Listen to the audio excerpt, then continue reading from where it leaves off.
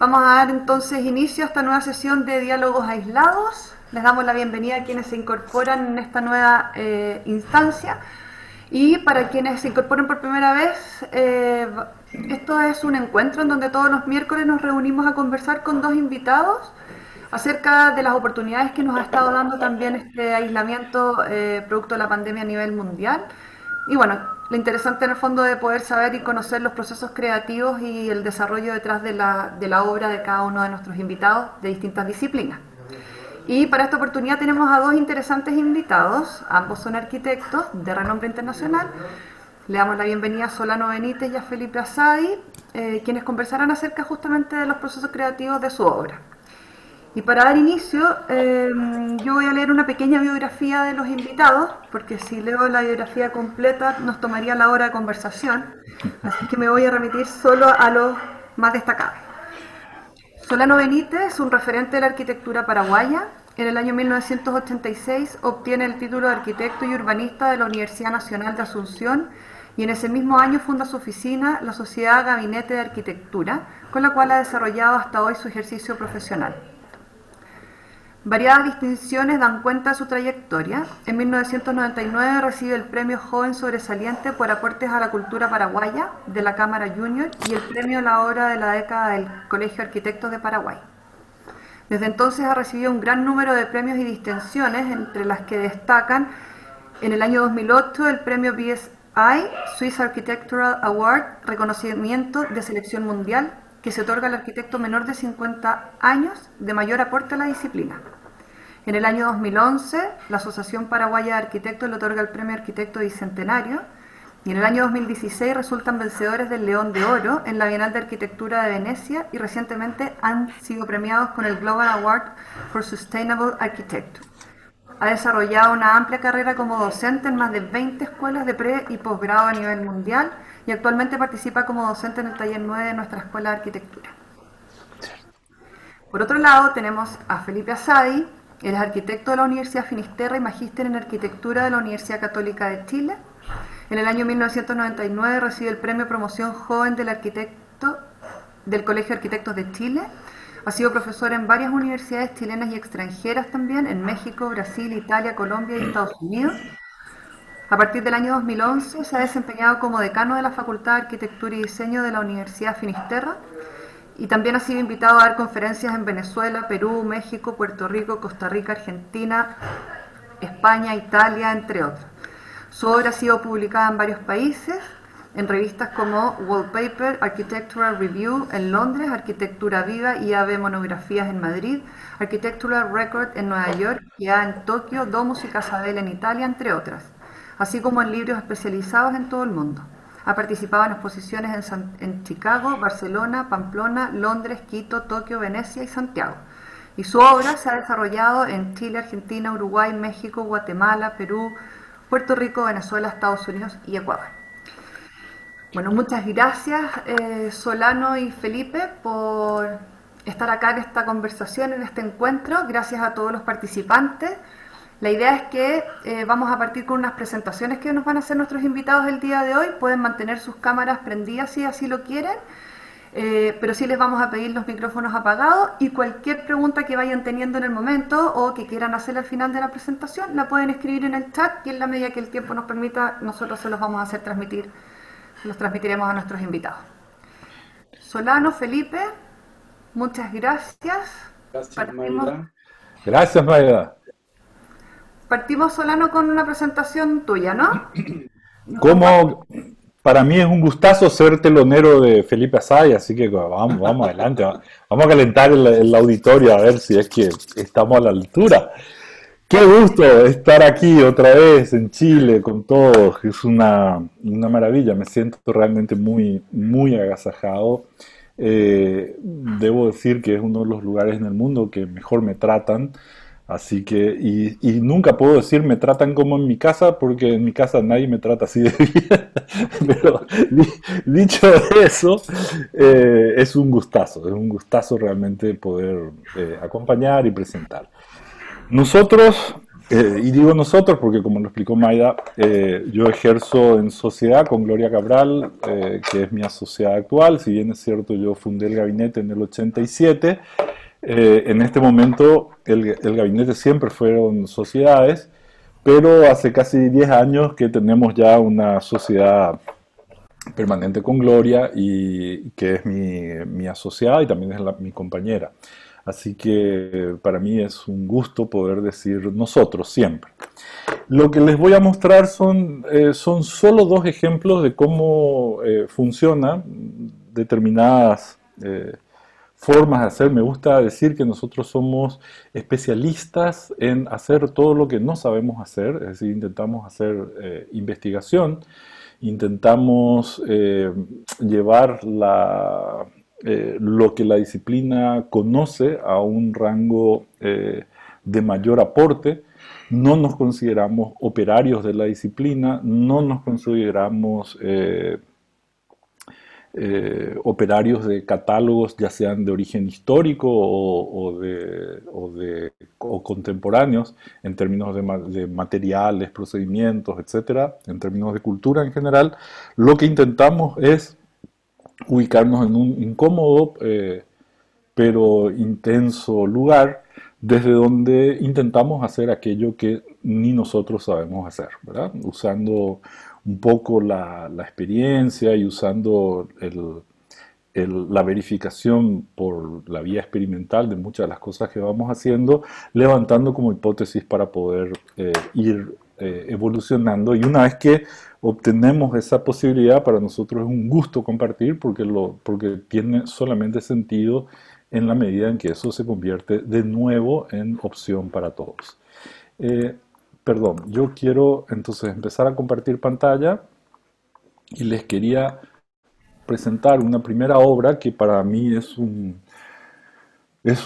gustazo poder en esta pandemia, en plena pandemia, anunciar que más o menos se terminó.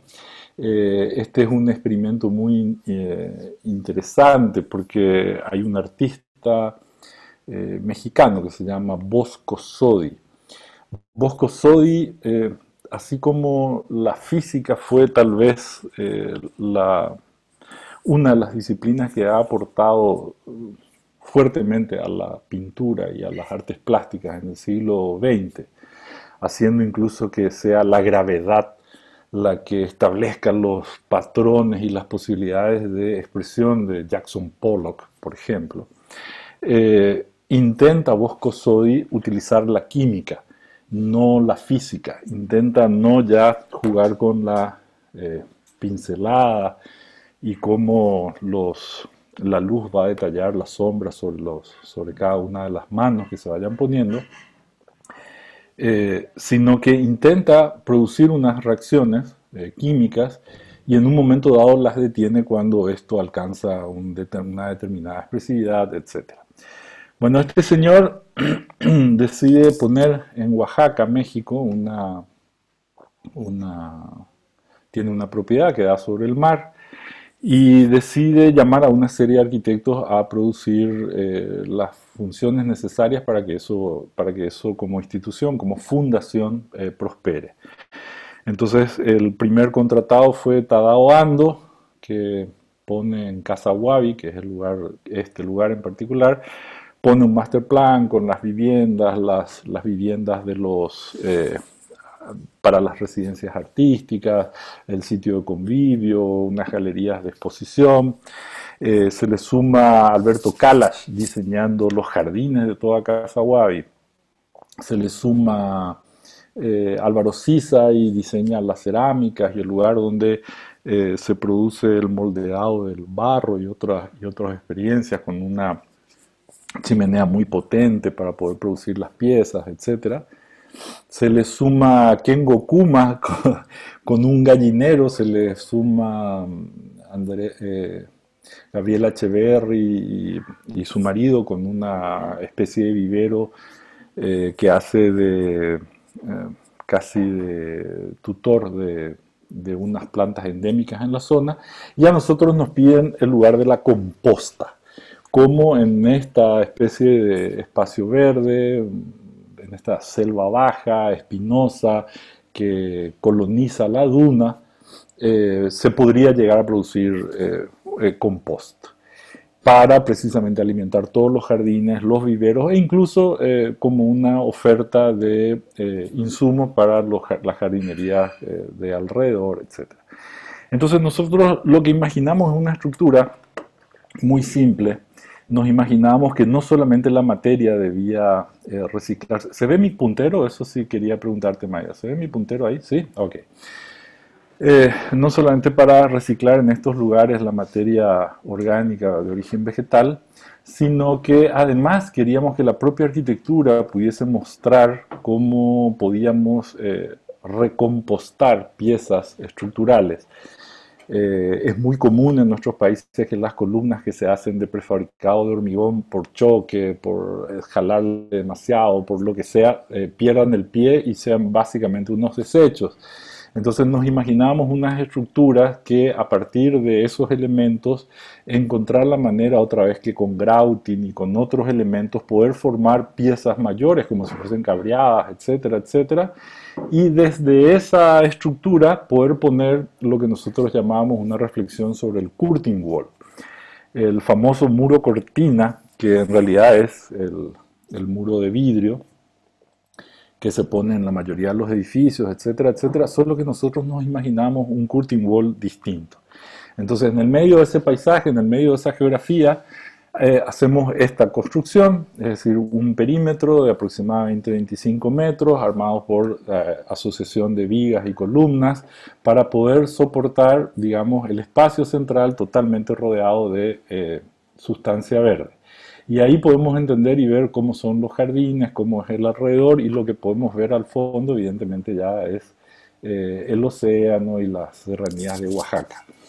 Esta estructura perimetral hecha de vigas que se van ensamblando una con otra en proyecto, pero que terminan siendo construidas por la ingeniería mexicana, como si fuesen piezas únicas, etcétera, etcétera, todavía recuerdan esas primeras intenciones que teníamos, solo que no tuvimos complicidad en este caso para completar el proyecto como lo habíamos hecho. De todas maneras, acá podemos ver el proyecto de Álvaro Siza, las chimeneas nuevas que está haciendo Alberto Calas, un poco más para acá está el trabajo de Andrea y Ambrosi, perdón, de Gabriela y Ambrosi, Echeverry y Ambrosi. Y esto que vemos acá, este muro de hormigón, es el trabajo de Tadao Ando. Estas son las viviendas de los artistas para la residencia y nosotros estamos trabajando acá sobre el curtain wall. Y para poder hacer el curtain wall lo que hicimos fue un muro cortina. En realidad prefabricamos piezas, lo que hicimos fue comprar desechos de... A ver si... No. A ver si me deja escribir. Comprar pedacería de ladrillos. Eso sí se ve Maya. ¿Sí? Ok.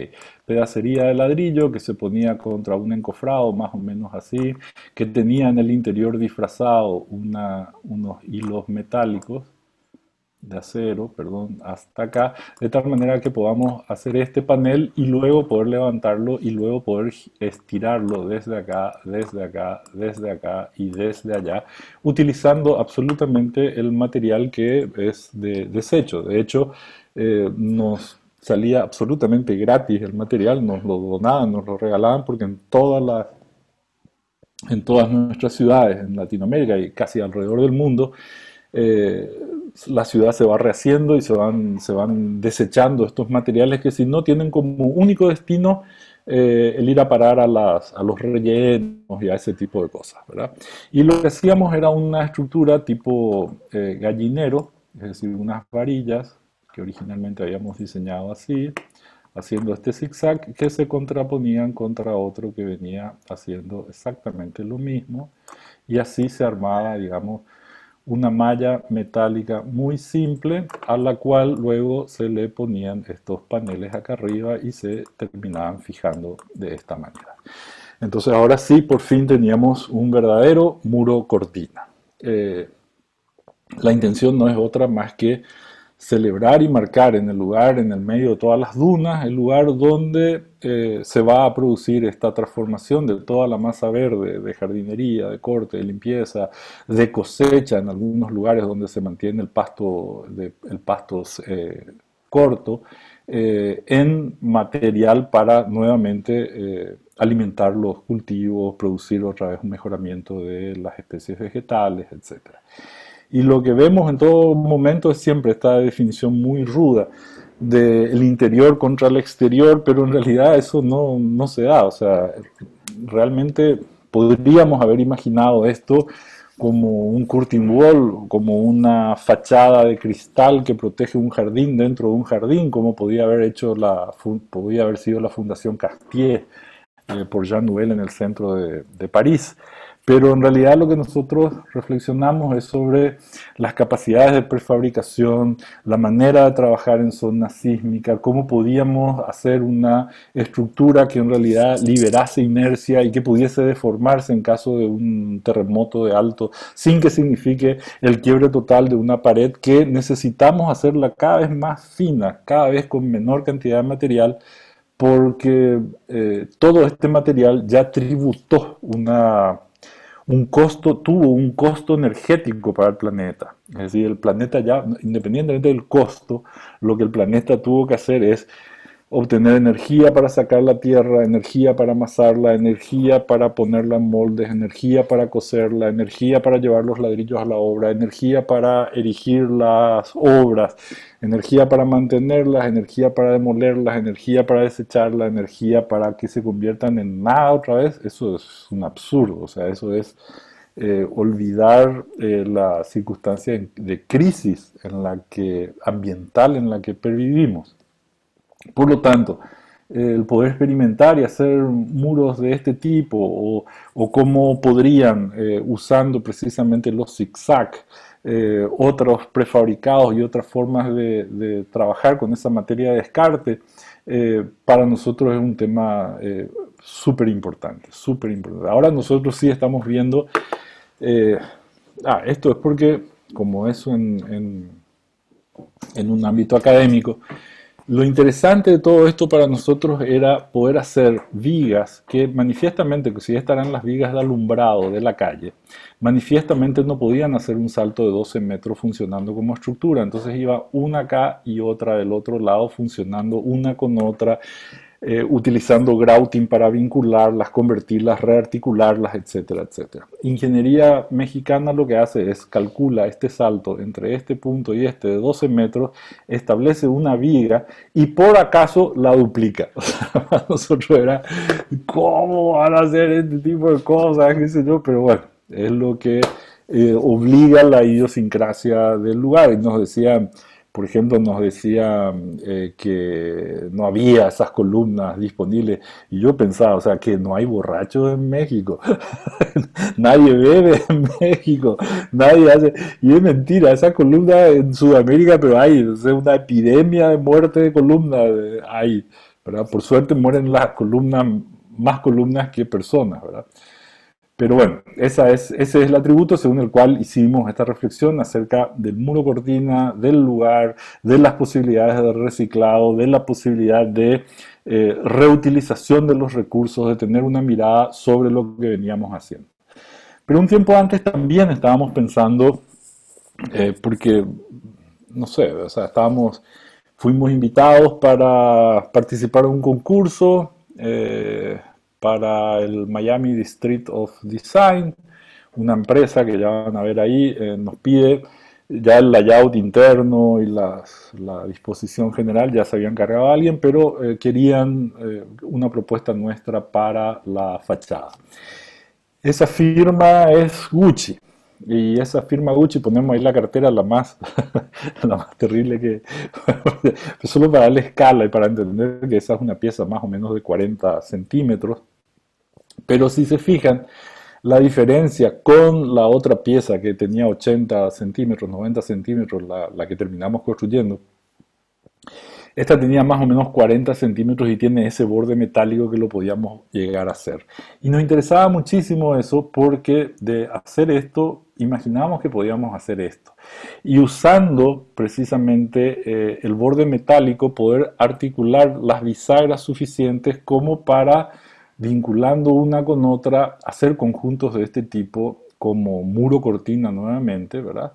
O moverlas así, de tal manera a que pudiesen cambiar la geometría. Y para que finalmente logren ser precisamente esto, que sean un auténtico muro cortina. Entonces lo que diseñamos fue un sistema de piezas cerámicas que podían moverse así, que podían anteponerse en la fachada del edificio y que mediante un sistema muy simple de jalado, porque esos son unos motorcitos, etcétera, etcétera, podíamos llegar a trabajar el muro cortina de esta forma y podíamos llegar a imaginar una coreografía que nos permita no el movimiento constante, que también podría ser una de las hipótesis, ¿verdad? Pero sí nos interesaba poder establecer diferencias, que por temporadas pudiese reproducir una coreografía que se haga exactamente igual todos los días hasta que después cambie con la siguiente temporada. Entonces, también esto era por razones de seguridad y otro tipo de cosas donde nos pedían que precisamente en temporada de huracanes teníamos que proteger las vidrieras y todo lo demás. Entonces, esta suerte de muro cortina, nuevamente, que no es el muro de cortina de vidrio que está por detrás, que es el que ellos ya estaban construyendo, sino este que podíamos anteponerle y que incluso podíamos jalarlo, cerrarlo y que funcione precisamente para evitar que los palos, las ramas, los postes, etcétera, que vienen volando con los huracanes impacten contra, digamos, los cristales de la tienda.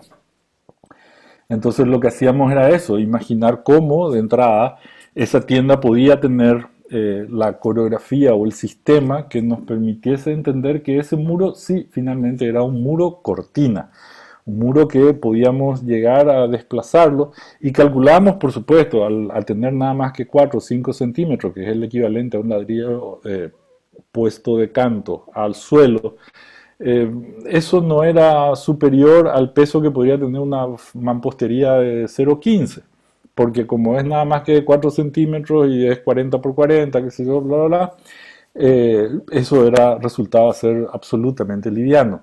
Y podíamos tener una serie de motores secuenciales que simplemente agarrasen un lugar y al jalarlo deformaría todo el entorno, reaccionando, por ejemplo, ante el paso de las personas, etcétera.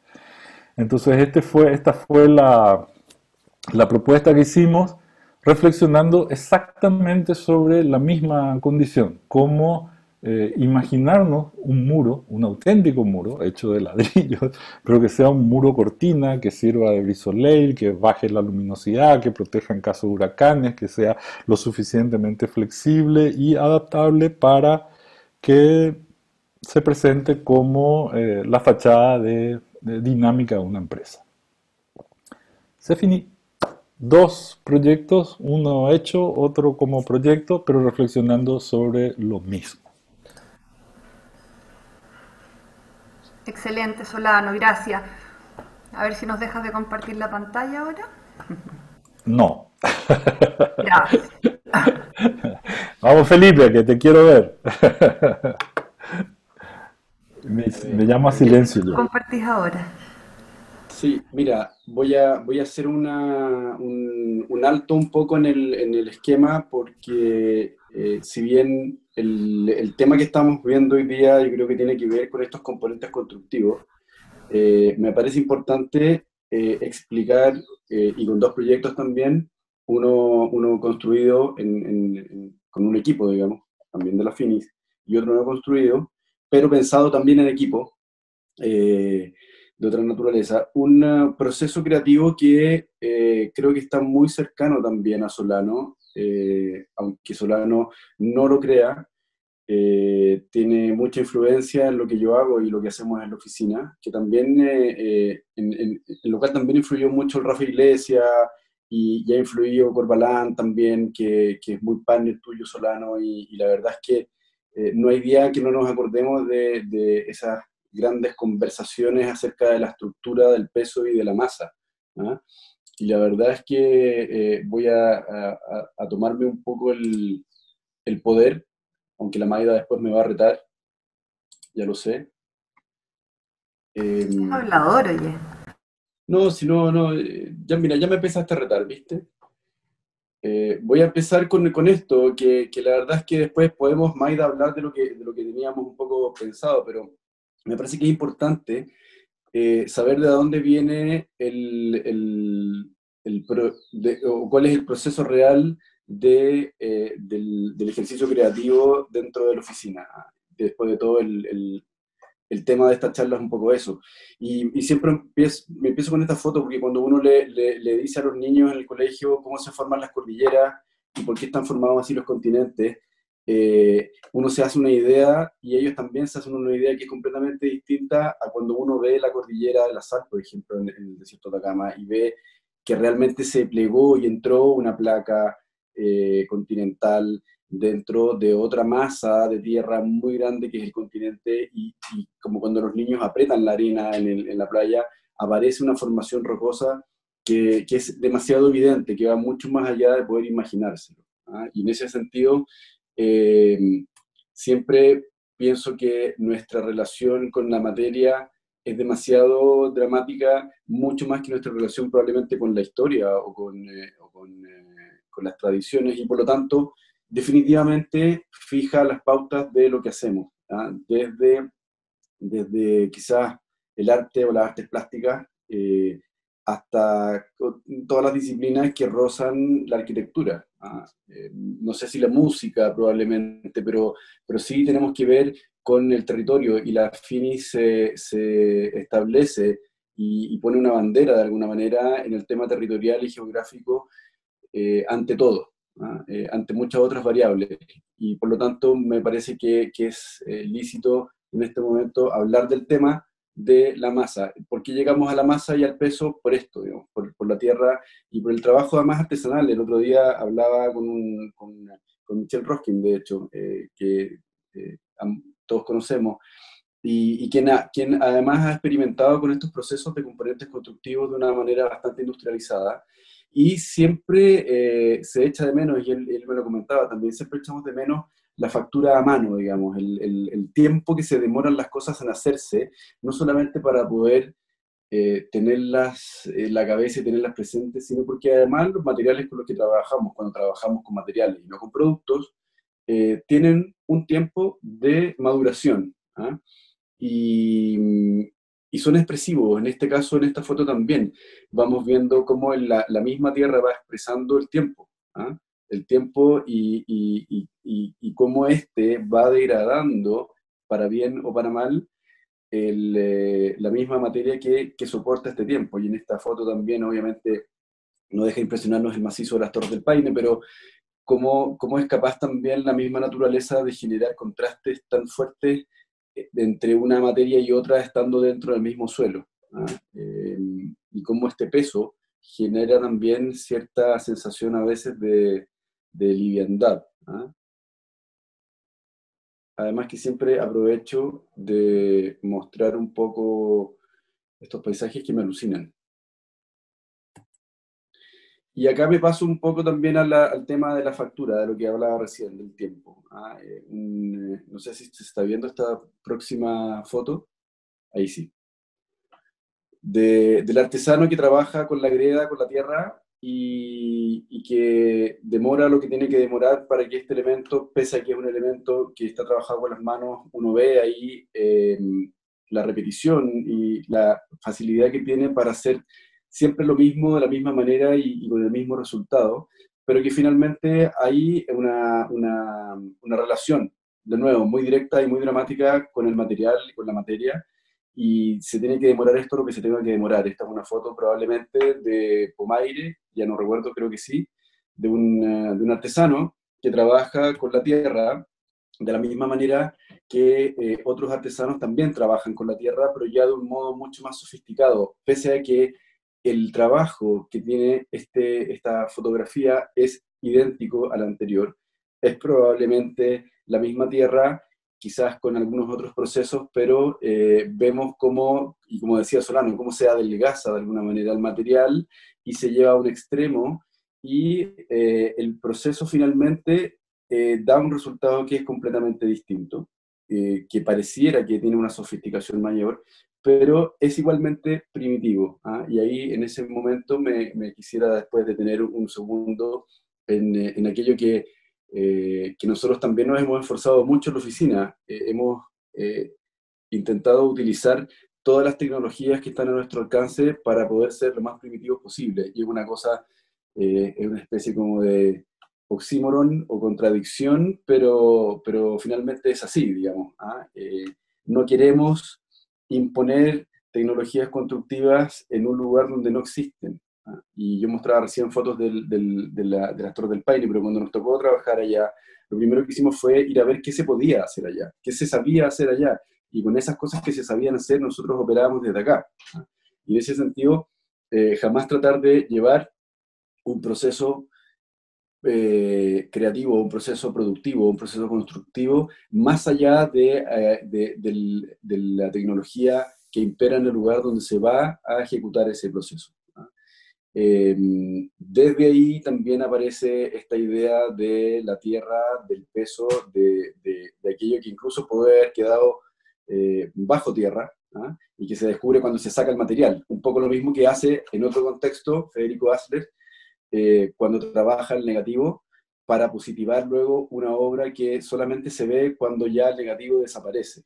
¿Ah? Y un poco lo que nos pasa a todos quienes trabajamos con el hormigón, cuando sacamos los moldajes y aparece finalmente aquello que pensábamos que podía aparecer, pero de un modo que solamente contó con la variable tiempo y con la variable, de alguna manera, de la casualidad, ¿ah? De cómo la lechada se distribuyó dentro de este moldaje, cómo tomó la textura de esas paredes, de la madera, o en este caso de la Isla Paul, que fue elaborado por este hombre que yo admiro enormemente.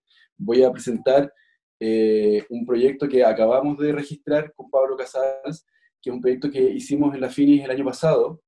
Lo hicimos con la Maca Ursúa, con Jorge Romero, con Rodrigo Santamaría y Olivia Cután, pura gente de nuestras líderes, digamos, pura gente de la escuela que estamos trabajando ahí, que enseñamos ahí, y que tenemos además probablemente un pensamiento muy cercano a lo que yo acabo de decir, un pensamiento que tiene que ver con la materia y con el peso. Este es un proyecto que además tiene una doble connotación, porque lo diseñamos y lo construimos y lo queríamos implantar además en la Bienal de Arquitectura que se dio en octubre del año pasado, y por el estallido social que tuvimos no logramos terminar la Bienal de Arquitectura, y todos saben que el lugar donde se efectuó este proyecto, que fue en Franklin, en los galpones de Franklin, se cerraron por los disturbios y por todo lo que estaba pasando. Finalmente no se pudo llevar a cabo en ese momento,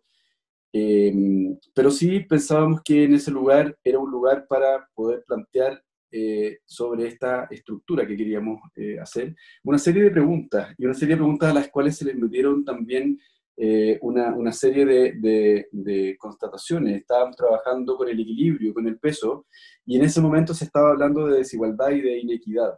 ¿Ah?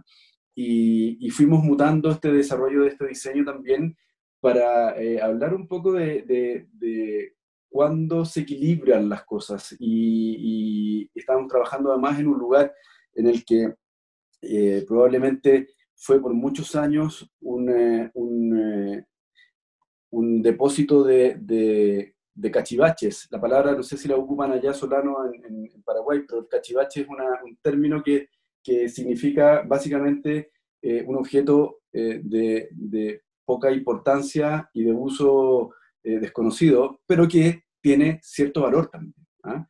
Y es un lugar donde se venden cachivaches, donde la gente que tiene más plata va a comprarle a la gente que tiene menos plata objetos que no sirven para nada, sobre todo para aquellos que los venden, y que tampoco les sirven probablemente al que los compra, pero que tienen algún valor quizás por su antigüedad, o porque ya no existen, o por lo que sea. ¿Ah? Y básicamente el desarrollo que ha tenido el barrio de Franklin y el Persa tiene que ver con esto, tiene que ver con este resurgimiento de un barrio que vende cachivaches. Básicamente y por eso creamos un elemento entonces que es una gran viga de 20 metros que está apoyada solamente en un punto y que busca este equilibrio, que busca esta igualdad mediante la absorción o el despojo de un cubo de arena que está suspendido en un plato de fierro y que va cayendo con el tiempo. ¿Ah? De alguna manera, tiempo, equilibrio y materia se van haciendo uno en este pequeño proyecto que vamos a mostrar ahora mediante un video y que además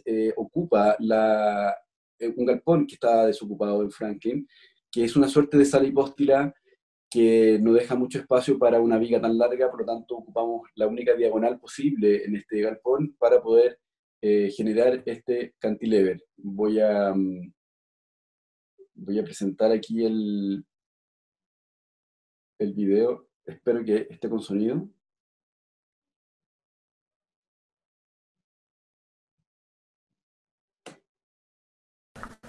Está sin sonido, Felipe.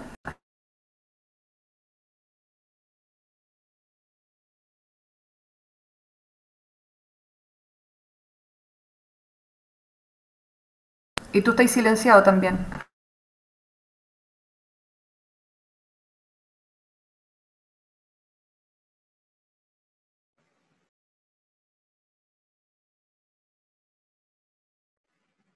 Sí.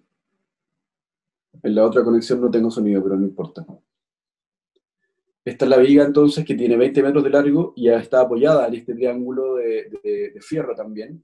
Y sobre ese plato que ven ahí, entonces hay un cubo de arena que a través de que el día va transcurriendo se va cayendo por un hoyito como si fuese una especie de reloj de arena.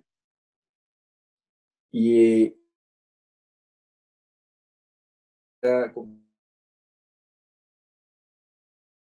que la arena termina de caerse por completo, la viga vuelve a estar con su punta ya en el suelo.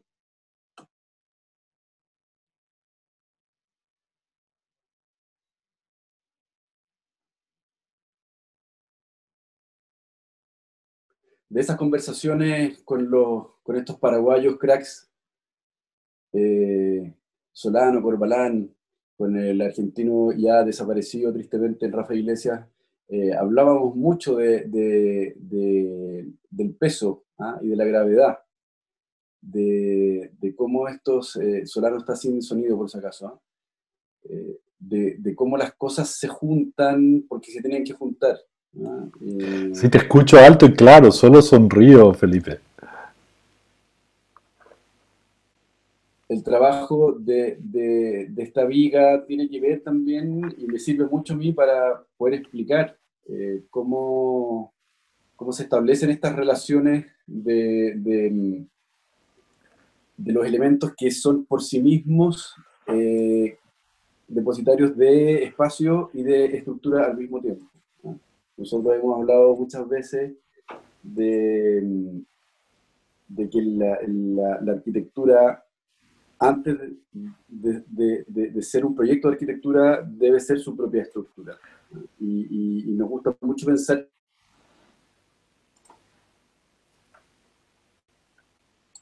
ahí. Preferimos habitar una estructura antes que estructurar un habitar. Y eso es un poco lo que voy a mostrarles en un proyecto que nos ha construido luego.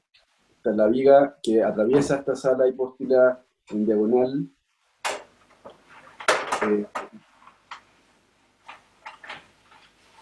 Con la Olivia, con Rodrigo, nuestros talleres de arquitectura. Además, la Escuela de Diseño trabajó en una propuesta para el diseño gráfico y de iluminación de este lugar, que tampoco se pudo llevar a cabo por el tema del estallido social, pero finalmente logramos instalar este elemento. Ahí está la hamaca alineando. Y había mucha gente que le gustaba ir a mirar esto, ¿eh? Esto fue muy importante, porque en estas fotos se ven estos niños que la verdad es que uno podría haber dicho, saquen a los niños para la foto, ¿eh? Y ellos ni tenían idea de qué estaba pasando, pero me acordaba mucho como de la necesidad a lo mejor de haber instalado un balancín o un juego, ¿eh? En el que el niño gordo siempre está abajo del balancín y la niña flaca siempre está arriba y no juegan, ¿eh? Pero esa es la gracia para ambos, ¿ah? El gordo que abajo, que no quiere que nadie suba, y la niña que está arriba, que nunca quiere bajar.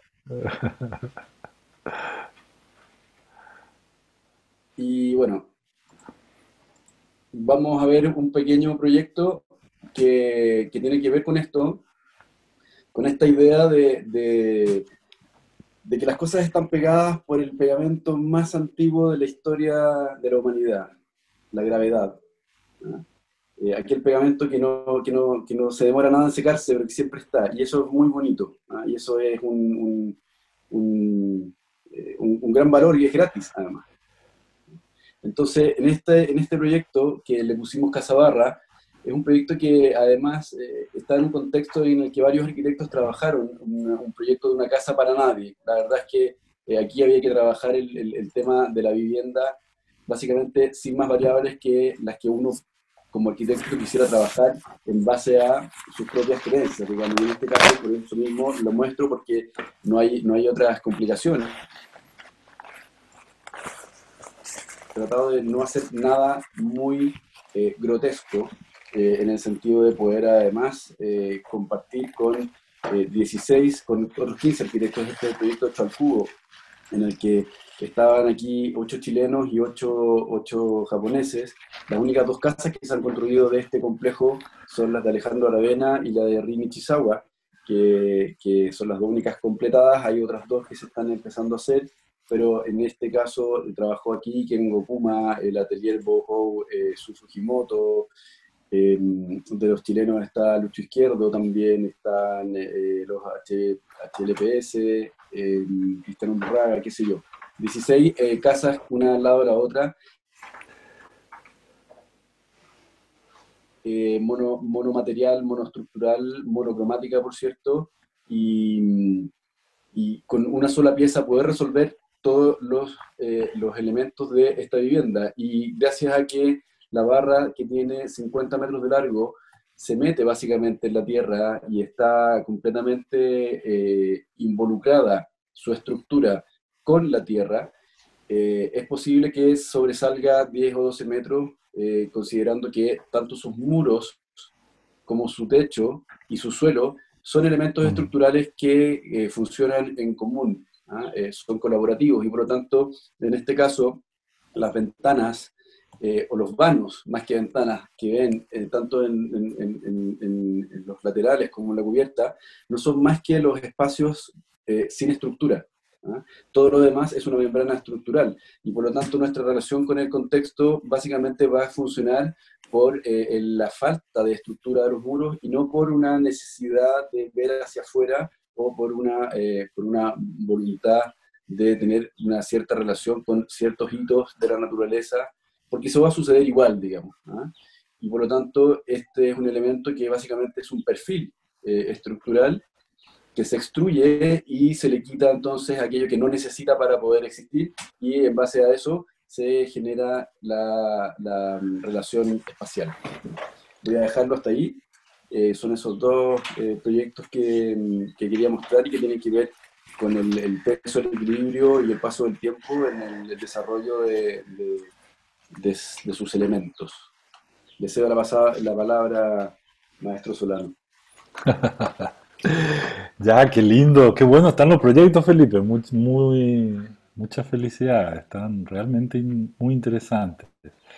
Yo, el tema que nos pidió Mayra hablar, un poco, yo le digo que sí, como vos también, eh, porque nos planteaba el hecho de, bueno, cuáles son las cosas que a ustedes o que a vos te inspiran y cómo uno llega a...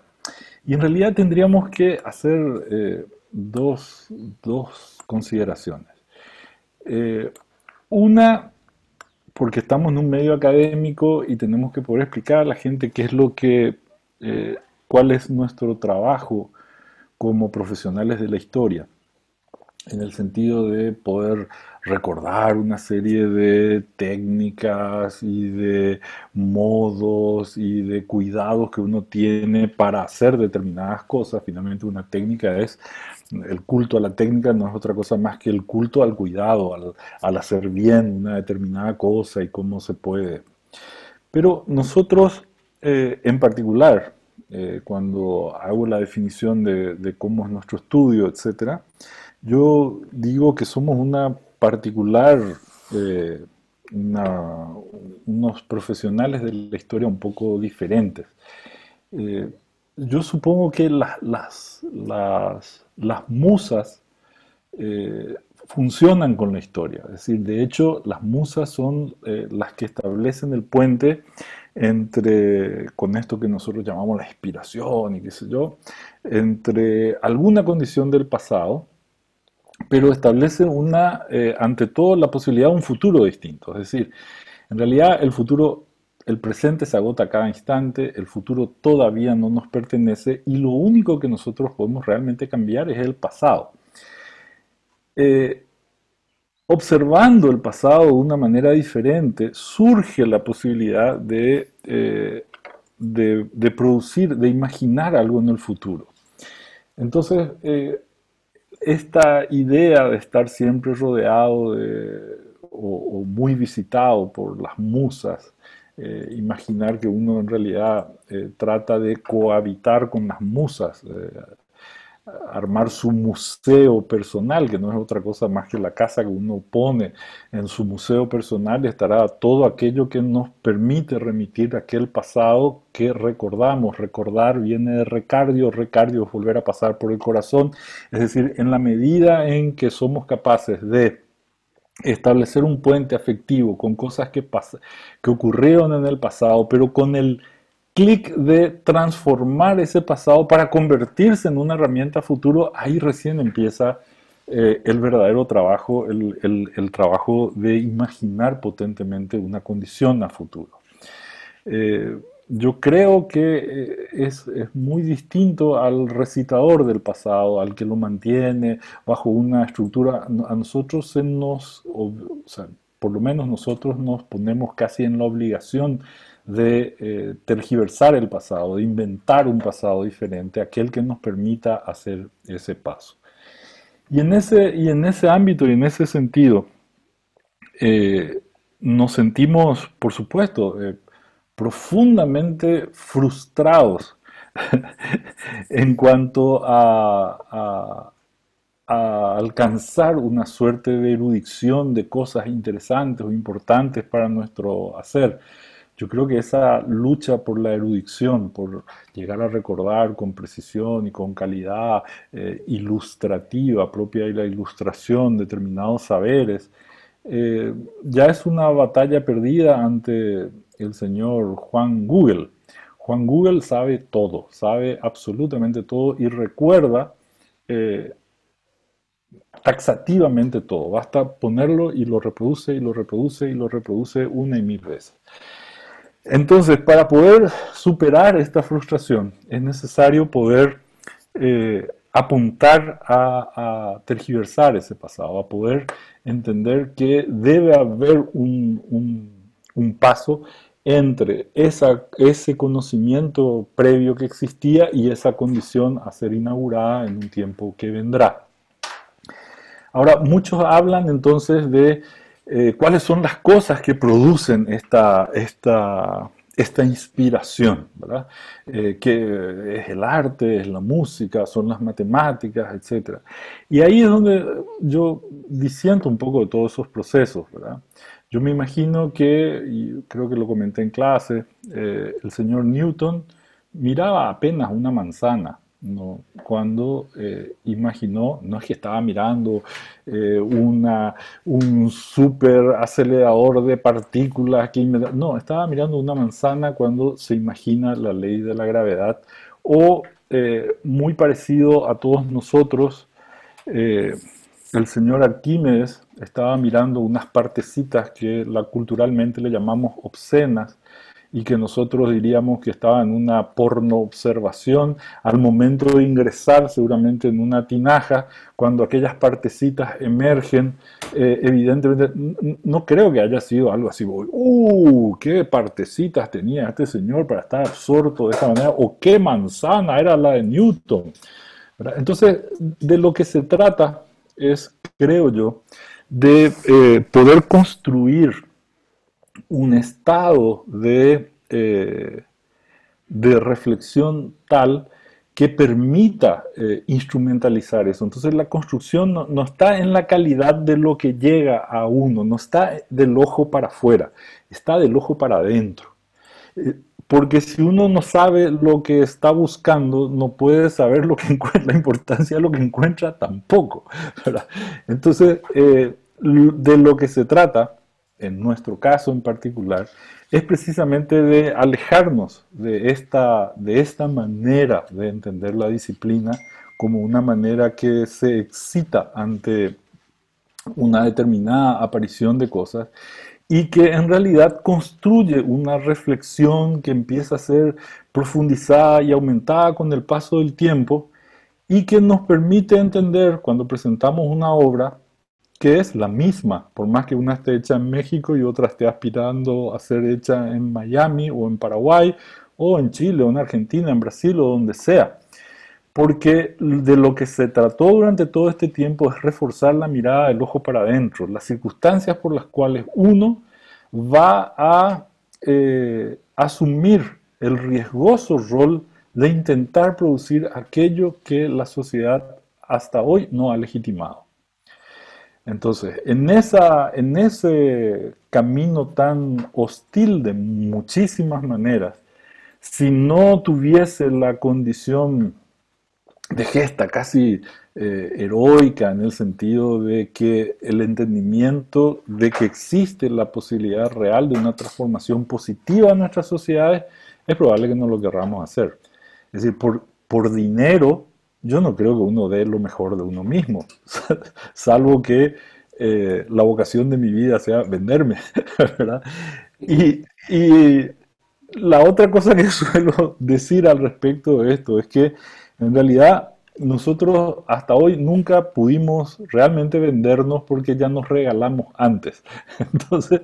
Entonces asumimos que esta condición de tratar de producir el siguiente paso, producir una mínima colaboración en cuanto a la reflexión disciplinar para completar las oportunidades que la disciplina y los que se quieren dedicar al custodio de la habitabilidad de los seres en cuanto humanos, encuentre en nuestro diario trajinar una respuesta renovada, una respuesta aportativa, una respuesta que vaya completando y que aspire a modificar el estado en el que se encuentra nuestra sociedad contemporánea.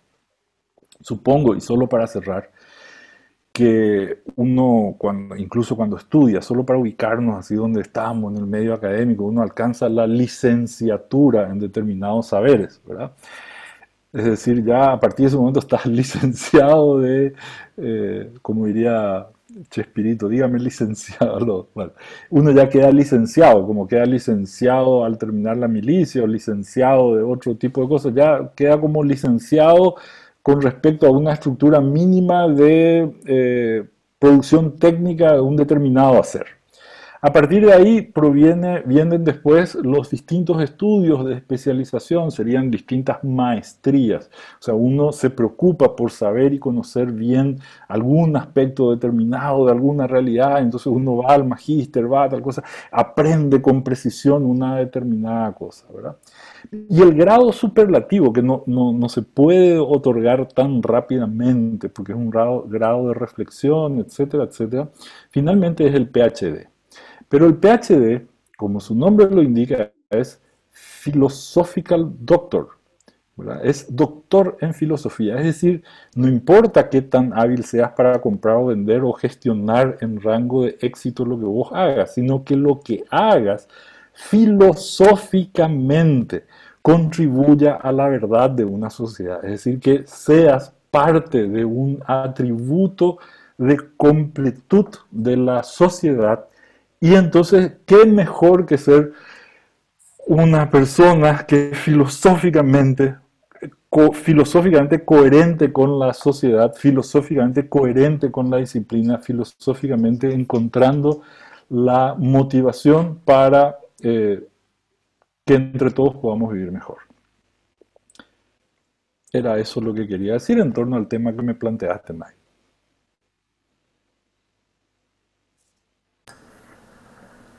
Buenísimo. Felipe, ¿tenías algo que comentar o les abro yo una temática ahí común? Sí, no. A ver, sí, me gustaría comentarle algo, Solano, con respecto a lo último, porque si bien estoy completamente de acuerdo en casi todo lo que dijiste, pienso que igual hay una cuota, por mínima que sea, de quizás de regionalismo en esos procesos constructivos o en el pensamiento de eso que a uno lo lleva a, o que a ti te lleva, en este caso, a generar el modo de operar ya constructivamente para poder lograr esta mejora de la sociedad, de la que tú hablas y de la cual ambos estamos de acuerdo, ¿cierto? Sí. No se puede hacer eso en todos los lugares del mundo de la misma manera. No. Y nosotros que nos ha tocado participar en cosas fuera de nuestros países, ya sea en términos académicos o en términos profesionales, nos damos cuenta que por mucho que esta mal llamada globalización nos acerque a tener procesos similares, no resulta, porque las sociedades son distintas. Entonces uno no puede llegar a operar como arquitecto, digamos, en cualquier sociedad del mismo modo, por mucho que quiera. O sí, puede, pero sin esa condición de mejora social o de mejora de la vida o búsqueda de la verdad a la que tú te refieres ahora. Sí, Yo solamente lo quería hacer, sí. no sé si es una pregunta o un comentario, pero me parece que desde que yo conozco tu trabajo, siempre hubo una cuota de realidad que tiene que ver con, no sé si con el patrimonio constructivo de Paraguay o con ciertos procesos que a lo mejor vienen de otro lado, pero que finalmente inciden en que después de unos años, después de un tiempo, uno puede aplicar eso con otra voluntad, digamos. Sí. Yo quisiera hacer dos comentarios al respecto de lo que estabas diciendo y al respecto de... Me emociona mucho recordar ciertas... que también recuerdes, porque eso es el recordar, ¿verdad? Esta suerte de profesionales del pasado, con el corazón ir a traer cosas de ayer. Eh, el Rafa hablaba mucho de esto de que somos más geográficos que históricos, etc. Pero yo voy a puntualizar ahí. La aventura humana arranca casi 80.000 años atrás. Sí, sí, 80.000, no recuerdo bien, pero ¿ah? ¿20.000? No. Cuando llegamos finalmente partimos de África y llegamos hasta la India. Y desde la India vamos para Europa. Y cuando vamos para Europa, tanto a la India como a Europa, terminamos de ocupar eso en 40.000 o 60.000 años atrás, ¿verdad? Cruzamos el estrecho de Bering 20.000 años atrás. Y nos terminamos de desparramar por América Latina, ¿verdad? Alrededor de 12.000 años atrás. Es decir que entre 60.000 años de Europa o de la India y 12.000, hay 5 veces el tiempo transcurrió. 500% de diferencia cultural hay en torno a 500% más generaciones revisando las mismas condiciones matéricas, de material, etcétera, para ir transformando sus cuestiones de habitabilidad. Por eso es que cuando tú muestras, por ejemplo, las Torres del Paine y muestras la vegetación que está ahí cercando esto, lo que está demostrando en realidad es que hasta ahí está llegando la vida y que con el correr de los tiempos, seguramente no mañana, y no lo vamos a ver seguramente nosotros, tarde o temprano la vida colonizará todo aquello, ¿verdad? Todavía la vida está experimentando la manera de cubrir las torres del Paine, ¿verdad? Pero cuando lo pueda hacer, se va a dar, ¿verdad? Van a quedar totalmente cubiertas de vegetación nuevamente y de vida nuevamente. Entonces, yo creo que a nosotros nos han formado, digo nosotros, voy a hablando, yo no sé muy bien la condición chilena, digo nosotros acá por lo menos, entendiendo que por aprendizaje teníamos la posibilidad de dar cuenta siempre de todas las diferencias, ¿verdad? Esto es así en tal parte, esto es así en tal otra, esto es así en tal y tal parte, por tal y tal cosa, esto es así por tal y tal parte, para hacer. Pero que el conocer da cuenta de las diferencias, pero que el comprender da cuenta de las semejanzas. Y eso es algo muy diferente, porque construir la comprensión, el vínculo común que tienen todas estas realizaciones, que por más que las podamos entender diferidas en el tiempo, son de una condición así fundamental para poder ejercitarnos y para poder entender qué es lo que pasa, ¿verdad? Todos nosotros nunca le hicimos asco a ningún material, ¿verdad? Nosotros podemos imaginar, por ejemplo, que podemos convocar y podemos hacer un techo de aguas, ¿verdad? Y ese techo de aguas puede estar hecho precisamente con hielo y el techo y las paredes estar hechas de hielo precisamente para protegernos del frío. Entonces no es que uno no podría protegerse del frío con hielo, al contrario, bajo ciertas circunstancias la única posibilidad de protegernos y de generar el suficiente abrigo es a través del uso del hielo, ¿verdad? O podríamos estar viendo una manada de búfalos cruzando las praderas norteamericanas y cuando veíamos eso veíamos la casa, la comida, el home theater, la ropa, la vestimenta del perro, nuestras alfombras, nuestro suelo, etcétera, etcétera. Si hoy nosotros pensásemos en términos de, bueno, hagamos un habitáculo de origen orgánico, animal, todos dirían, pero yo no soy Lady Gaga o no soy Robin Williams, etcétera. Pero un indígena lo hace sin ningún problema. Y de hecho, nosotros, en nuestra absoluta primitivez, forramos los libros con pedazos de piel de animales, es decir, y usábamos eso como bisagra para los horcones y hasta como bisagras para puertas y lo usamos como correa y lo usamos para amarrar a los propios animales con sogas hechas con la piel de sus propios congéneres y con eso, o sea, nosotros nunca hemos tenido otro universo y otro mundo que no sea la materialidad que existe acá y la materia que ha sido convocada históricamente por física, por química y finalmente por vida, por biología, ¿verdad? Y no tenemos ningún inconveniente en usar cualquiera de estos elementos. Nuestro problema actual pasa precisamente por desconocer el compromiso de producción energética que tiene seguir convocando a la materia por química o por física. Es decir, la energía que gastamos en producir todos los materiales con los cuales vamos a habitar y la energía que necesitamos para poder mantenernos vivos dentro de esos lugares, etc., en términos generales podrían marcar enormes diferencias. Pero yo me siento ultra esquimal, porque yo en este rincón del planeta convoco la materia para protegerme de las condiciones de temperatura que son vigentes extremas en el lugar donde yo vivo. Por eso me entierro para disminuir por geotermia la condición de exposición. Por eso cuando hago un espacio, no lo hago de 3 metros porque se calienta demasiado rápido y en tanto calor uno se sofoca de manera. Entonces los pies derechos de los espacios nuestros tienen que ser tan altos como podría ser la habitación original de un rey. Porque finalmente estamos haciendo la misma cosa. Y los procedimientos y los pensamientos que nosotros podemos tener produciendo la aproximación de la semejanza. Increíble, porque bastaría con entender eso para modificar progresiva y secuencialmente todos nuestros raciocinios.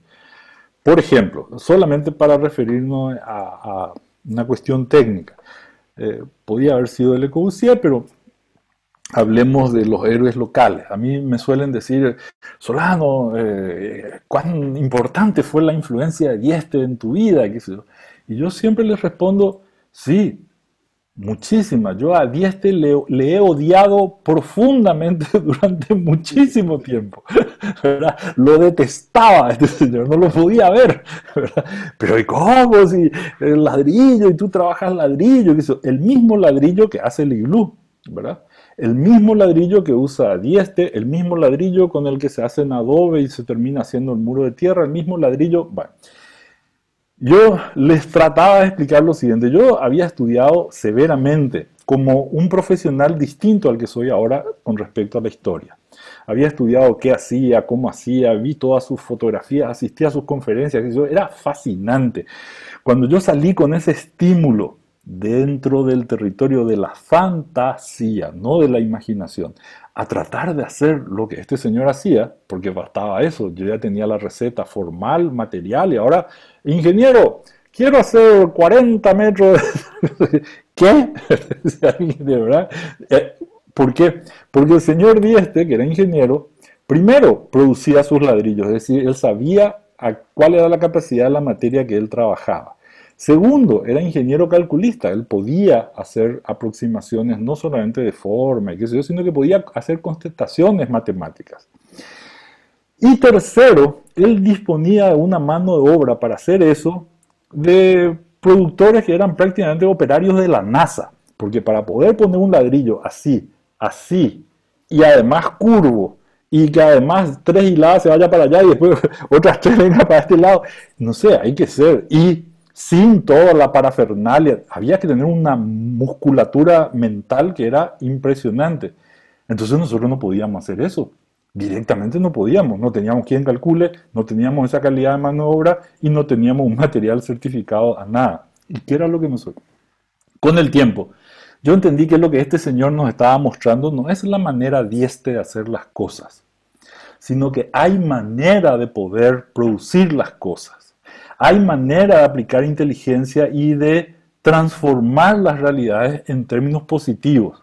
Analizando lo que nosotros teníamos, bueno, ¿qué es lo que tenemos? Primero, una mano de obra sin capacidad, es decir, que lo que tengamos que diseñar incluya a que los que vayan a hacer utilicen una mano de obra no calificada. Segundo, que el material no sea tanto el ladrillo el que esté sometido, sino la calidad del concreto y el ladrillo funcione casi como un aligerado de esto. Teníamos que cambiar el chip de lo que estaba. Entonces teníamos una estructura, segundo, ¿verdad? Y el tercero, poder utilizar otra forma, resolverlo por inercia. Entonces resolvíamos la estructura no por cálculo, sino por inercia. Usamos los materiales lo más cotidianos posibles, etcétera, y no me acuerdo cuál era el tercero, y utilizábamos la capacidad que todos los humanos tienen de supinación, pronación, traslación y rotación para construir cosas. Lo que debía cambiar era el proyecto. Teníamos que mostrarle a la gente lo que ellos eran capaces de hacer, no esperar a ver qué ellos hacen y después introducirlo al proyecto. Bueno, dicho esto y visto de esta manera, ahora preguntémonos, ¿cuán rica es Santiago de Chile? Impresionante. Sanhattan lo atestigua. Pero ¿cuántos productores, cuántos barrios de emergencia sin gente que tenga capacidad, sin gente que tenga trabajo, sin gente, y están rodeados de materia y no saben qué hacer? ¿Por qué? Porque la disciplina no puede pensar una condición distinta a la que ya viene desarrollando, ¿verdad? Fíjate, por ejemplo, cuánto material hay que podríamos suponer se desecha porque vino el terremoto, porque vino tal cosa, etcétera, etcétera, y calificamos xenófobamente de bueno o malo a los materiales, cuando en realidad lo que tendríamos que calificar no somos nosotros en nuestra incapacidad de utilizarlo correcta o incorrectamente, ¿verdad? Entonces nos damos el lujo de demoler amplios sectores, ¿verdad? Porque son de tierra, ¿verdad? Podrían ser negros, podrían ser chinos, ¿verdad? Son xenófobas razones, porque en realidad bastaría con que nos pusiésemos a encontrar la manera en la cual podríamos actualizar todos esos procesos y utilizar todos esos procesos. Entonces, cuando se ve lo que nosotros hacemos con la misma lógica con la que yo veía a Dieste, es lo mismo que a un niño, si vos le preguntás, ¿cómo te querés alimentar este año? Y te va a decir puedo decir con Oreo. Para mí el Oreo es lo fundamental en mi vida y yo si tengo Oreo, yo solo Oreo y ya a mí no me jodan con otra cosa, nada de yo Oreo. Jaiba, no jaiba. Oreo, Oreo, Oreo. Pero mi hijo, te vas a enfermar si comes así, ¿verdad? Necesitas tener otras maneras, otras formas de hacerlo. O sea, no, Oreo, porque lo que se hace es Oreo. No, Dieste, a la manera de Dieste, como Dieste lo hace, solamente. Entonces estamos fritos, porque lo que estamos haciendo es promoviendo el miedo. Ya que, cuidado, no vas a poder juntar ese material, no lo vas a poder hacer, mira que está prohibido, mira que tendrías que hacer las certificaciones y hacer que los cálculos se hagan y qué sé yo. Bueno, esa es la mochila que nosotros levantamos sobre los hombros y mostramos que es posible de sobrellevarse acá, en Venecia, en París, en Oaxaca, en Paraguay, ojalá que en Chile en cualquier momento, donde las condiciones son impresionantemente iguales, maravillosamente distintas, increíblemente iguales, las mismas.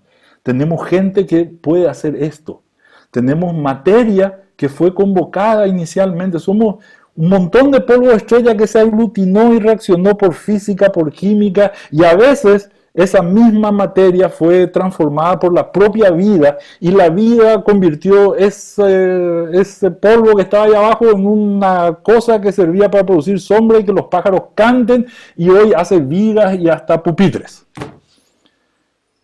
Eso. Pero ya me tengo que tomar la presión porque empiezo a hacer estos discursos así. O sea, por eso es que me falta el aire, Felipe.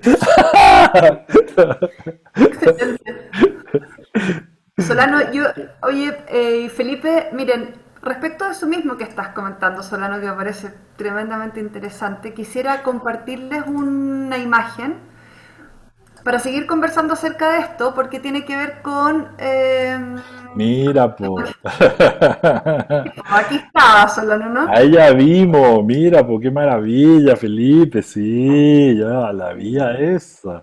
Mira que no hay mucha diferencia entre mi Curtin Wall y eso que tú estás haciendo ahí, ¿eh? Entre el Curtin Wall de Oaxaca, filosóficamente, o sea, en términos formales podrían ser, en términos de usar la materia, es una materia similar, pero en realidad, imagínense todas las oportunidades que aparecen desde el momento en que hacemos para aprender y aprendemos haciendo. Y esa posibilidad de incluir a la gente a hacer cosas es la gran herramienta de transformación. Perdón, Felipe, te dejo hablar. O Mayo. Curiosamente, además, esa imagen que muestra ahí Magdalena es una fachada que hicimos en México. Mira. Y que pensábamos que la podíamos hacer solo allá, porque acá no se nos hubiera ocurrido ni plantearlo en esa época. Estoy hablando de hace, no sé, 10 años, quizás, ya no me acuerdo. Y sabíamos que la mano de obra mexicana tenía también un espesor mucho más rico que el que podíamos contar acá, y en ese caso sí, porque estos tipos, mientras nosotros no existíamos, construían las pirámides. Entonces, bueno, hay se copiaban las pirámides. Un patrimonio constructivo que es innegable. Y por eso te preguntaba yo cómo era la manera de hacer en otros lugares de ustedes, porque además, tú lo acabas de hacer, o sea, aprendemos haciendo y hacemos para aprender. El oficio que tiene el trabajo de ustedes en tu estudio tiene que ver mucho con la prueba y el error, probablemente.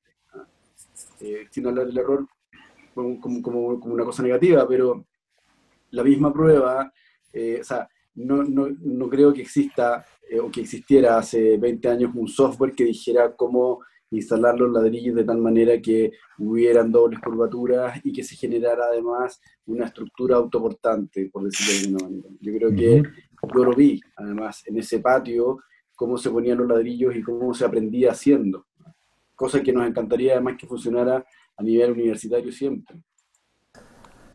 Sí, yo puedes ampliar, bueno, las dos fotos de arriba corresponden a Le Corbusier, evidentemente a la Ville Savoye, a todo, pero esa donde está la manito, ¿la puedes ampliar, Maida? Esa. Ponla al centro, eso. Bueno, ahí. Yo lo que tuve la suerte el año pasado de estar construyendo nos convocaron para la Fundación Castier para hacer una exposición sobre geometría en América del Sur, etcétera. Y por eso tuve la oportunidad de ir y viajar a París. Y estando en París, bueno, nos tomamos mis hijos me llevaron a ver la Ville Savoye, querían ver mi cara.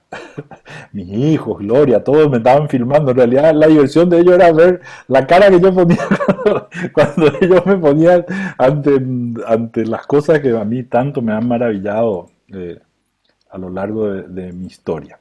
Entonces, mientras que todos se arrinconaban para ver qué cosa yo hacía estando en este sitio, yo vine, a ver, puedo opciones, anotar. Yo vine y me puse acá. ¿Se ve esto? En este lugar. ¿Sí? Y cuando yo contaba que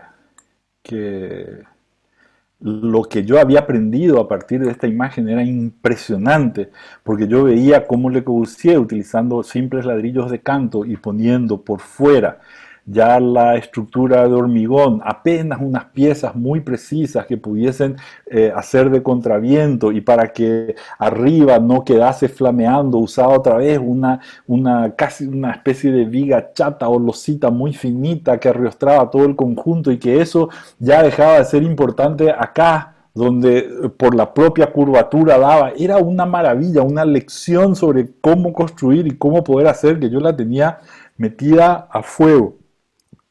Igual que cuando analizaba, por ejemplo, el corte de la casa de Rasuris y analizaba que como él disponía solo de las barras de madera sin cepillar seguramente que estaban cerca de esa casa, él imaginaba que las barras echarían un árbol y que el árbol tendría más o menos siempre el mismo tamaño, entonces cuanto más peso tenía arriba porque necesitaba mandar el techo para allá, etcétera, el tamaño de la abertura era menor y cuanto menos carga tenía la parte superior al dintel de la abertura, entonces la abertura podía empezar a ser mayor y todo ese tipo de reflexiones. Entonces cuando yo vine acá, secretamente, lo que hice fue pasar una mano para este lado, por fuera del muro, y luego la otra acá, por fuera del muro. Solo para sonreír y sentir el espesor de ese muro de canto, ¿verdad? Y lo que me pasó fue lo siguiente, que yo estaba sentado ahí, ahora me alejo para que puedan ver, y lo que yo hice fue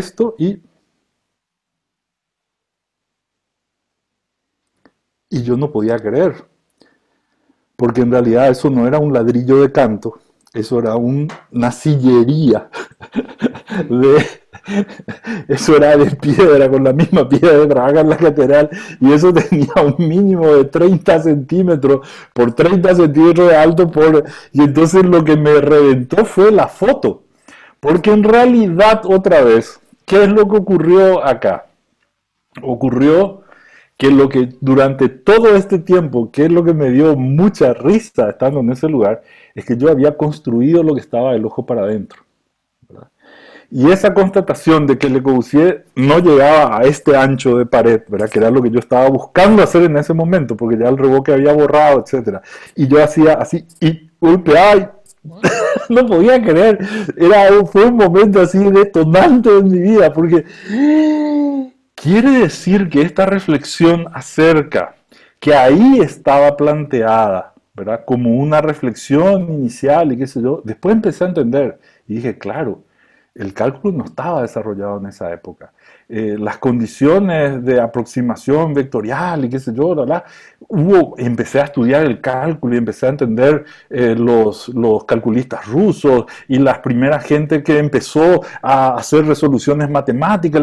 Lógico, era todo lo fino que podía hacer bajo las condiciones de conocimiento que ellos habían desarrollado.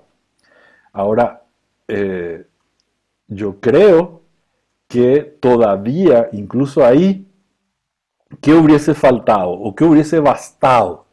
Hubiese bastado cosas que nosotros fuimos aprendiendo como alternativas a lo largo de todo este tiempo.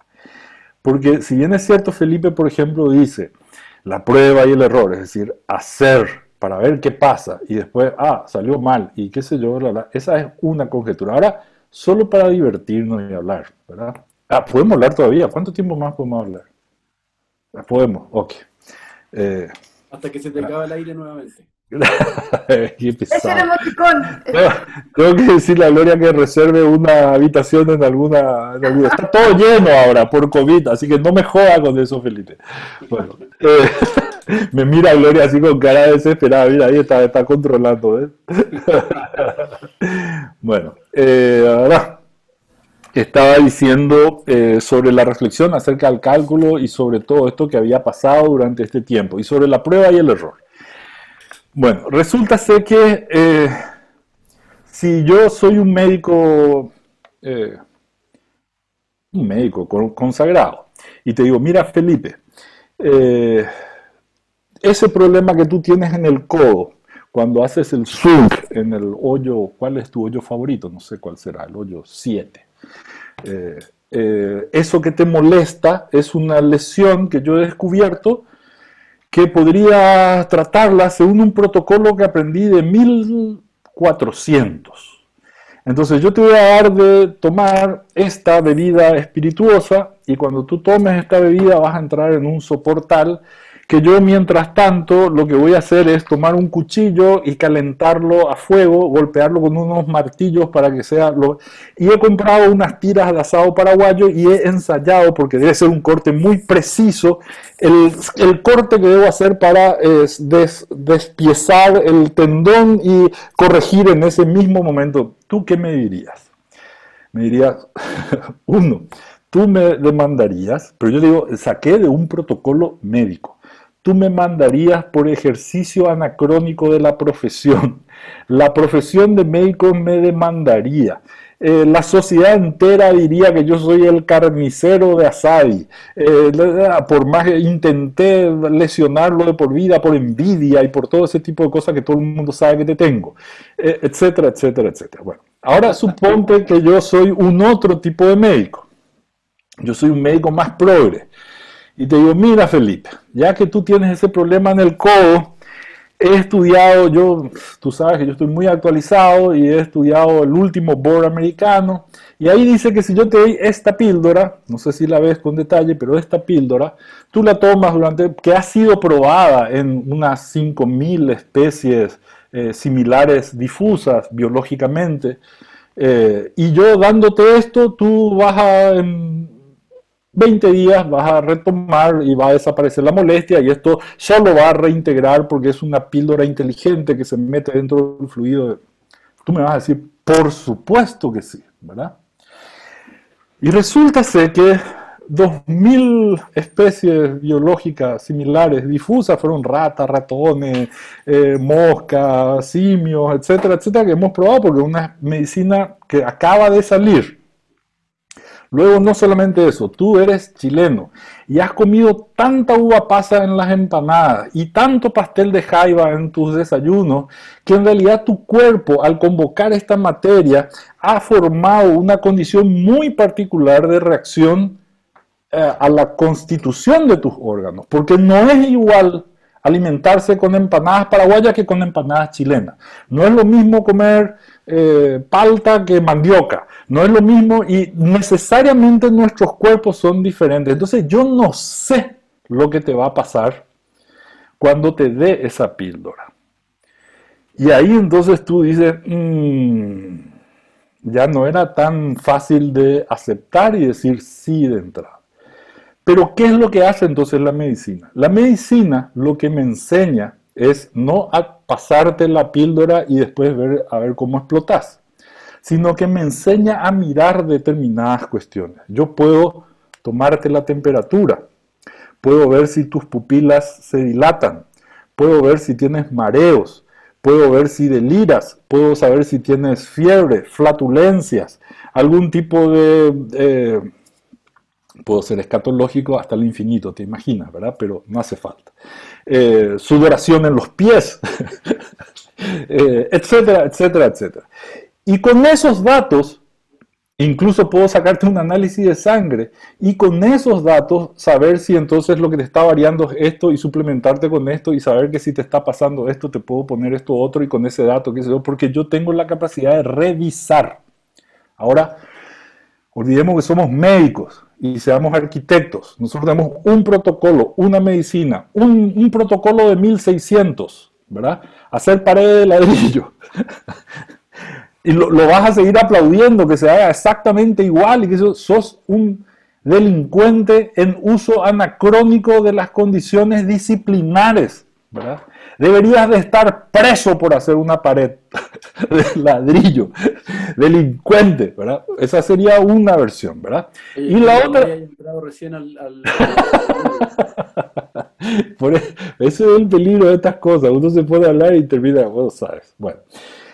Y la otra es que nosotros tenemos que ser capaces, antes de, bueno, hagamos esta pared, a ver qué pasa, saber tomarle la temperatura, saber cuándo vibra, saber cuándo se dilata, saber cuándo se fisura, ¿verdad? Saber cómo oscila. Todas las condiciones de análisis físico, químico, etcétera, etcétera, para conocer la salud de esa estructura que estamos revisando. Estudiándola mucho antes de llegar al, hagamos todo, ups, nos equivocamos experimentalmente. Ya cuando llegamos a la experiencia es porque ya fuimos pasando todo eso y además queremos otra vez constatar, es puro método científico. Pero si no, se piensa que lo experimental es todo el tiempo, hagamos, experimental por ejemplo, gritarle a la gente. Experimentamos que se asusta. Entonces, ese tipo de cosas para mí no es tan importante como la investigación y el conocimiento. En la medida en que nosotros promovamos el conocimiento de la materia que vamos a convocar en defensa de la vida de las personas, nuestro rango de oportunidades es cada vez mayor. En la medida en que nosotros promovamos que nuestros alumnos hagan franjas negras, verticales u horizontales, que no sepan distinguir lo que es un piso, un contrapiso, un relleno, una losa, una viga, un cielo raso, una cosa, y es solo una franja negra que va de aquí para allá, y ahora nos dedicamos a la cuestión estética de todo eso, entonces estamos fundidos, porque lo que nos convertimos es en una especie de personajes que aspiran a la erudición, cuando esta ya en realidad no es más posible. Perdón. Sí, de acuerdo. Te iba a preguntar qué tipo de doctor querías ser tú o creías que eras tú, si el primero o el segundo. Me quedó claro. Yo en realidad quiero, ahora la Universidad Nacional me está por dar el doctorado honoris causa, y yo en realidad quería el doctorado porque se me hace la manera más elegante de poder decirle a todo el mundo cuando se acerca a saludarme es, desvístase. Y nadie tendría por qué enojarse porque uno ya es doctor. ¿Verdad? Oye, en todo caso, quería hacer un solo comentario respecto de eso tan bonito que dijiste, que sí entiendo que uno llega a meter las manos en la masa después de visto sudoraciones y todo ese tipo de cosas que te gustaría hacer y que te gusta hacer, pero yo creo que hay variables que no están 100% nunca. Y que por lo tanto son aquella parte que además nos gusta mucho, ver qué pasa cuando en realidad no sabíamos que la humedad del aire de ese día que pusimos los ladrillos iba a afectar de qué manera a esa torre de ladrillos que estábamos haciendo, pese a que supiéramos que en ese lugar había condiciones climáticas y de humedad ambiental que están en los libros. Uh-huh. Entonces, ese pequeño tramo entre la operación científica, digamos, la investigación científica y la investigación empírica es a lo que yo le llamo prueba y error, porque Mm, debe haber también ciertas contrataciones que se generan ahí, con las manos en la masa. claro, Felipe, perdón. absolutamente. Respecto de eso mismo que tú estás planteando, estamos súper pasados de la hora, pero quisiera solo aprovechar una última instancia, porque está muy Sí, interesante sí. esta conversación, así que Solano te vamos a retener otro poco, y tiene que ver con estas imágenes en el fondo que tomé cualquiera de ustedes, ¿no es cierto?, de el trabajo acabado de dos obras, a la izquierda acá de Solano y las casas del Cortijo de Felipe, y un poco lo mismo que estás diciendo, Felipe, a ver si lo pudiéramos conversar en relación a estas imágenes, que Wow. justamente son los procesos constructivos de estas obras, digamos, que uno las ve ahora, las vemos publicadas y las vemos en el fondo como el resultado, pero hubo una instancia que tiene que ver con esto, Sí. en cada una de esas obras, respectivamente. Entonces, Qué conversemos lindo en... que rescataste esa foto, Maida. Hace años que no la veía. Es un Eh, peligro la Maida. sí, sí. No,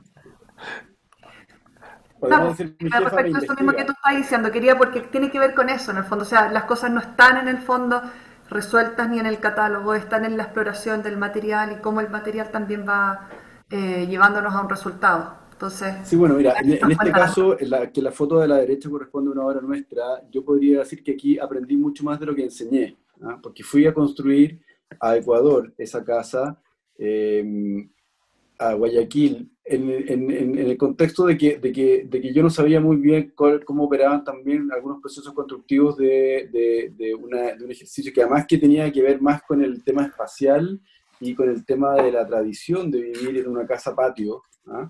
Y que por qué en el fondo estábamos llevando una arquitectura o un arquitecto chileno a trabajar a un contexto completamente muy regionalista, muy localista y además muy tradicional. Y me encontré con esta manera de alzaprimar una losa, que es una losa que en sí misma ya estaba medio estructurada, porque era una losa de casetones, y que se apoyaba en los muros que dividían los espacios, pero con este sistema de guadua, le llaman allá también, ¿o no? En Paraguay, que son Sí, unas Tacuara, Tacuara en Paraguay. grandes bambú, en que cada vez que yo iba decía, qué lindo habría sido que esto se quedara así, ¿ah? Y que no se convirtiera en aquello que mostraste antes, en una fachada de vidrio con perfilerías de aluminio horrendas, que la verdad es que, bueno, son las que tienen que funcionar, digamos, y que estaban en nuestra cabeza, pero en algún momento, si yo hubiera estado participando más tiempo, a lo mejor, de ese proceso constructivo, habríamos tenido también el tiempo de dedicación para meternos en eso que nos interesaba, que era esa textura y esa fuerza de estos palos que la verdad es que no tenían ninguna técnica muy probada, era un palo diagonal al que le metían una cuña y le iban martillando hasta que el tipo de arriba hacía listo y ya estaba, digamos, ¿no? Claro. Y yo llegaba con mi láser a medir y claro, estaba perfecto, pero allá lo hacían de otra manera. Entonces, uno aprende a veces mucho más de estos procesos constructivos locales de lo que uno cree que puede llegar a imponer o a enseñar. Sí, la respuesta es sí. Es fantástico ese proceso. Yo creo que ocurre lo siguiente, que si bien es cierto, podemos entender la similitud, o cuando yo digo somos los más jóvenes del mundo, es decir, estamos en proceso de aprender y de pasar por sobre esa idea de cómo convertir todo en cultura, es decir, en cultivo, en preparación para y empezar a habitar estas geografías que son tan extensas y que todavía nos permiten la distancia para ver las cosas. Eso mismo es sobre nuestro repertorio de hacer cosas. Nosotros estamos tan pendiente, o sea, hay tal disponibilidad en el mundo de mano de obra. Me hace acordar una disputa que es fabulosa, o sea, imagínense Juscelino Kubitschek tratando de hacer Brasilia, la nueva capital de Brasil, en el medio del continente, una ciudad hecha de cero, se convoca, vienen los Hércules, bajan los Hércules sobre pistas enormes que se hacen en el Plan Alto, bajan los técnicos americanos con sus cascos de aluminio, con sus alzaprimas, todas de metal con agarraderas, etcétera, etcétera, y perduran creo que 4 o 5 meses. A los 4 o 5 meses vienen los Hércules, suben a todos los americanos, meten todos los encofrados y los expulsan y traen 80.000 nordestinos. Gente con un machete, con una barra de madera, ahora a emprender la modernidad y a construir uno de los emblemas de la modernidad, que es construir una ciudad en menos de 4 años con las máximas condiciones de la técnica y de la tecnología y de las capacidades por hacerse. Felipe, no vale eso. Con las máximas tecnologías para poder desarrollar eso. Brasilia, en su belleza, en su sincretismo, en todo lo que es una experiencia sincrética del encuentro y de cómo pedirle precisamente a una sociedad que aporte detrás de un proyecto colectivo que sea interesante en ese momento. Hoy, con la revisión histórica, podríamos decir que no, que una ciudad para el automóvil, que la cantidad de materia, podemos intentar juzgarla desde otro punto de vista o desde otra opinión, pero lo que ocurrió ahí no es distinto al trabajo que pudieron ejecutar los arquitectos de Ptolomeo, ¿verdad? O de Ramsés, o de Keops, o de Kefren, o de Micerino. Y nosotros en el mundo seguimos teniendo esto, y nosotros tenemos que ser muy conscientes que el 60% de la población mundial vive en la línea de la pobreza, es decir, está fuera del mercado, fuera de las respuestas que la disciplina y el mercado como émulo de sociedad les permite a todos llegar. De ese 60%, el 30% viven en miseria. Y entonces, ¿qué les decimos a ellos? Sobrevivan como puedan, intenten existir en un medio cuando ellos tienen toda la capacidad. Seguimos publicando la maravilla que hace el robot del ETH en Suiza para hacer una fachadita de cosas así. ¿Por qué? Porque nosotros somos que no somos capaces de imaginar cómo esta maquinaria perfecta podría mucho más allá de lo que hasta hoy históricamente se puede, porque las condiciones de producción de hoy son mucho más beneficiosas. Tenemos láser, puntos de control, test, maneras de vibrar, de controlar la temperatura, de preguntarle si delira como en un nirvana, lo que fuere. Entonces, hacerlo es hacerlo porque nadie va a estar bien si los otros no logran estarlo. Si nosotros no aspiramos a una sociedad que promueva condiciones no de igualdad, pero sí de equilibrio, ¿verdad? No vamos a poder vivir en paz, no vamos a poder vivir. Si nuestra disciplina nos orienta, no nos remite al hecho de entender que nosotros no somos accionadores o operarios del mercado inmobiliario, sino que tenemos una responsabilidad social mayor que la renta posible de determinados individuos, entonces no tenemos ninguna. Debemos seguir construyendo de la mirada para adentro condiciones de formación para que en nuestra capacidad humana seamos capaces de construirnos el mundo que merecen nuestros hijos, los hijos de nuestros hijos y nosotros. Gandhi decía que para satisfacer las necesidades humanas, el mundo sobra y alcanza suficientemente para todos, no para satisfacer la codicia humana. Eso. Oye, mil gracias Solano y Felipe, ya estamos pero súper pasados en la hora. No, estamos empezando ahora, sí, ahora vienen las preguntas. ¿Verdad, Felipe? Claro, tú ya almorzaste, Solano. Se nos va a empezar a desmayar el público. Nada, muchas gracias a los dos por sus comentarios. La conversación me pareció tremendamente interesante y da para mucho más, o sea, que ganas de poder quedarnos más tiempo. Capaz repitamos, Solano, entonces alguna otra conversación.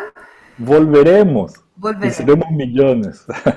Oye, yo siempre muy feliz de conversar contigo, Solano, una vez más, aunque sea a través de las pantallas. Y si quieres involucrarme en la despedida que nos va a hacer la Maida, te quiero agradecer como decano de la facultad que hayas aceptado este desafío de hacer clases en nuestra escuela este periodo. Y sí, muchos aplausos. Yo creo que, sí, estoy seguro que es un gran aporte para nuestros alumnos, para nuestros futuros arquitectos. Así que, qué bueno que te tenemos aquí. Muchas gracias. Para mí, lo repito, es volver a casa, volver a más que a casa, más que a casa, un lugar Aquí se realmente te quiere mucho. donde me siento muy querido y muy cuidado. Así que feliz de estar acá. Muchas gracias, Solano, gracias, Felipe, y muchas gracias a todos por participar. Próximo miércoles también nos encontramos a la 1:30. Tendremos a Roberto Merino, el escritor chileno, conversando acerca de la ciudad. Así es que quedan todos cordialmente invitados y no alcanzamos a hacer las preguntas que nos enviaron en el chat, pero muchas de ellas quedaron bastante insinuadas en las conversaciones. Así es que hasta la próxima y muchas gracias a todos por participar. Chao. Chao, gracias. Arrivederci, buona fortuna. Chao, Solano. Chao.